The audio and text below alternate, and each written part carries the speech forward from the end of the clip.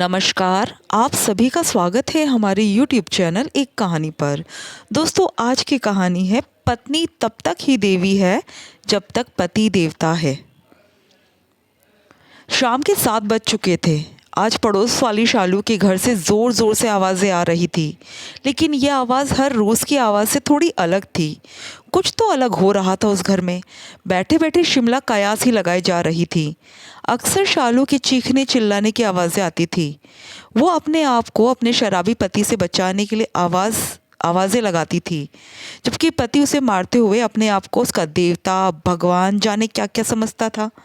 जब शिमला से बर्दाश्त नहीं हुआ तो उसने अपने घर के बाहर निकलकर देखा तो शालू के घर के बाहर भीड़ इकट्ठी थी, जबकि सास वहाँ खड़े लोगों से मदद मांग रही थी। कोई तो बचाओ उसे, या खड़े खड़े क्या तमाशा देख रहे हो, कोई तो मदद करो। क्या हुआ अम्मा जी, काहे शोर मचा रही हो? अचानक शिमला ने पूछा। अरे शिमला बिटिया, अच्छा हुआ तू आ गई। बचा ले, आज तू मेरे बेटे को बचा ले। अम्मा, शायद आप गलत बोल रही हो। बेटे को नहीं, मेरी बहू को बचा ले, आप यही कहती थी, शिमला ने जवाब दिया। उसकी बात सुनकर अम्मा बोली, अरे ना शिमला, आज तो बहू को नहीं, मेरे बेटे को ही बचा ले। आज तो मेरी बहू पे रणचंडी सवार हो गई है। देख कितनी बुरी तरह से मेरे बेटे को मार रही है। तुझे तो वो भाभी जी कहती है ना, शायद तेरी ही बात मान ले।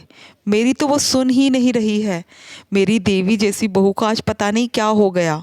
अम्मा की बात पर शिमला को यकीन नहीं हुआ, पर अंदर से आ रही बचाओ बचाओ की आवाज़ें तो पुरुष की थी, या फिर यूँ कह सकते हैं मोहन की ही थी।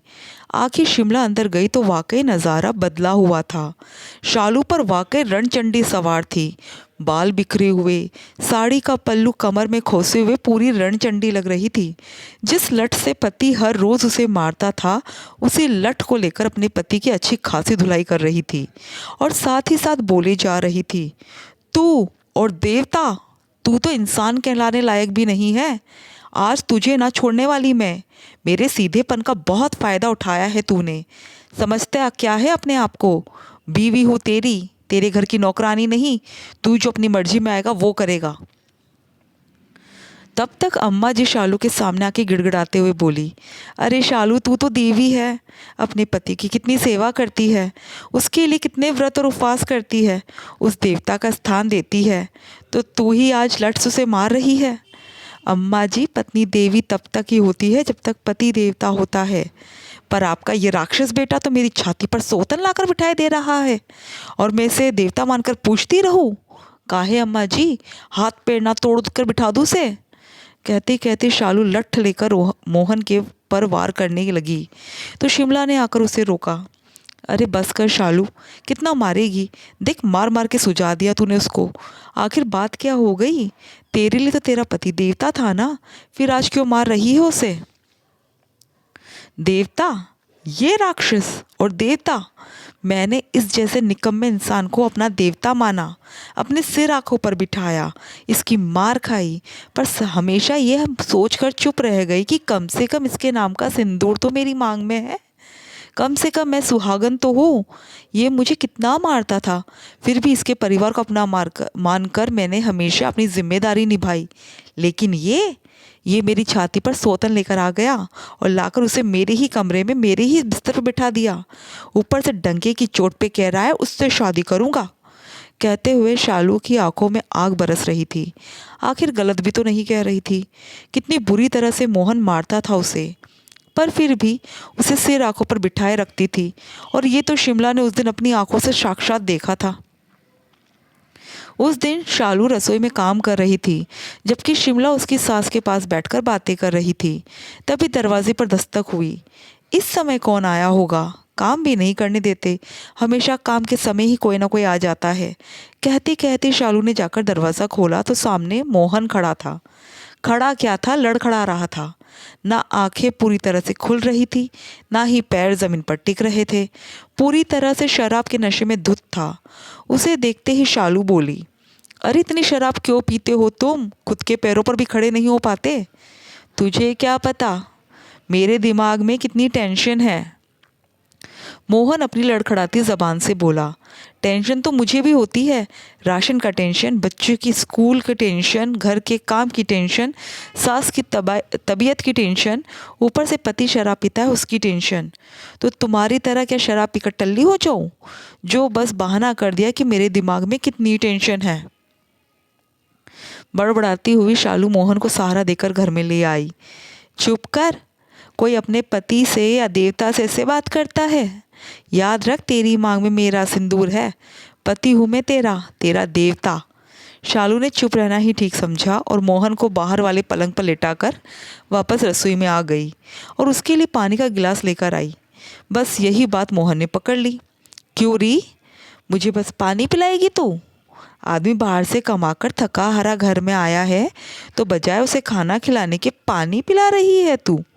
कहते कहते मोहन ने उसके हाथ से पानी का गिलास लिया और जोर से जमीन पर फेंक दिया। ये देखकर अम्मा जी बोली, अरे रोटी बना ही तो रही है, 2-5 मिनट बैठ जा, वो रोटी लेकर आ रही है। अम्मा बीच में मत बोल, काहे 2-5 मिनट बैठूं? इस घर में इसे रोटी बनाने के लिए तो लाया हो, मुफ्त की रोटी खिलाने के लिए नहीं है। अम्मा की बात सुनकर मोहन भड़कते हुए बोला। ये देखकर शिमला को वहाँ से जाने को हुई, पर इतने में मोहन का लठ उठाकर शालू को पीटना शुरू कर दिया। शिमला तो देखकर हक्की बक्की रह गई, जबकि अम्मा जी उसे अपने बेटे के कोप से बचाने की कोशिश करने लगी, तो उसने अम्मा को भी धक्का देकर एक तरफ कर दिया।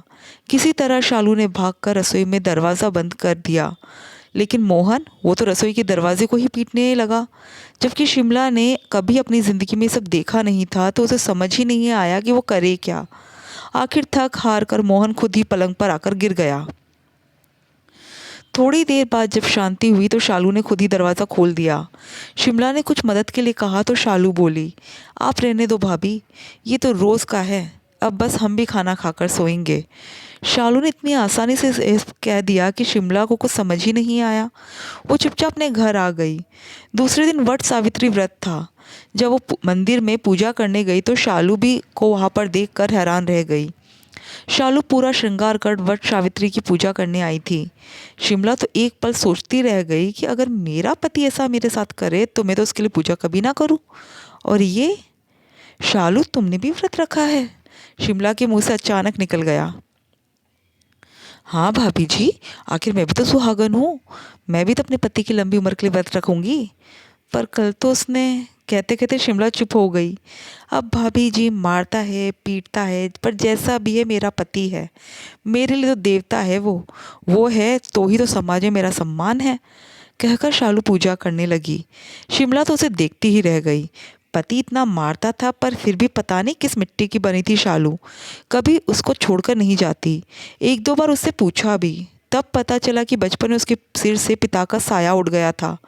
माँ को दुनिया से लड़ते देखा था उसने, तरह तरह के ताने सुनते देखा था उसने, लोगों की गंदी नीयत किस तरह से उसकी माँ को कचोटती थी वो भी देखा था उसने, परिवार वाले किस तरह से मुंह फेर लेते हैं वो भी देखा था उसने। बस तब से मन में ये विचार धारण किए बैठी थी कि जब तक पति है, चाहे कैसा भी है, मान सम्मान तो है।